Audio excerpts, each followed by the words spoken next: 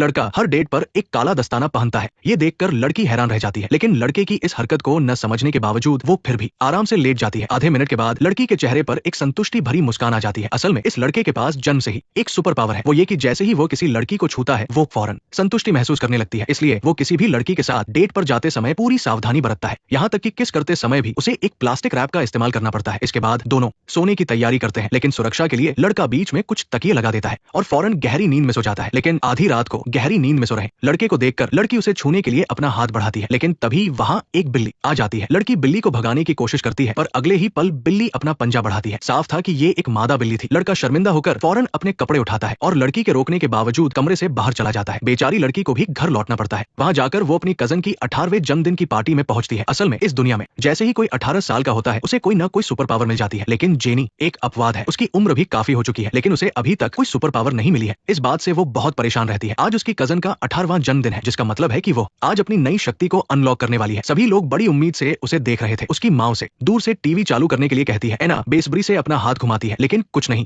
होता। उसके पिता उसे अपनी दिमागी शक्ति से कोशिश करने को कहते हैं। एना फिर से कोशिश करती है, लेकिन फिर भी कोई बदलाव महसूस नहीं होता। उसकी माँ फौरन उसे दिलासा देती है कि सुपर पावर का जन्मदिन पर ही मिलना जरूरी नहीं है, हो सकता है कि कुछ दिनों में ये अनलॉक हो जाए। ये देखकर जेनी थोड़ा खुश हो जाती है कि आखिर कोई तो उसकी तरह साधारण है, लेकिन उसकी खुशी ज्यादा देर नहीं टिकती। कुछ ही सेकंड में उसकी कजन फ्रिज खोलते समय गलती से दरवाजा ही उखाड़ देती है। पता चलता है कि उसकी सुपर पावर बहुत ज्यादा ताकत है। अपनी सुपर पावर दिखाने के लिए एना अपनी माँ को सोफे पर बैठने के लिए कहती है और फिर उसे एक हाथ से आसानी से उठा लेती है। ये देखकर जेनी फिर से उदास हो जाती है। वो वहाँ से शैंपेन की एक बोतल उठाती है और गुस्से में बाहर चली जाती है। नेक्स्ट पार्ट देखने के लिए वीडियो को लाइक करो।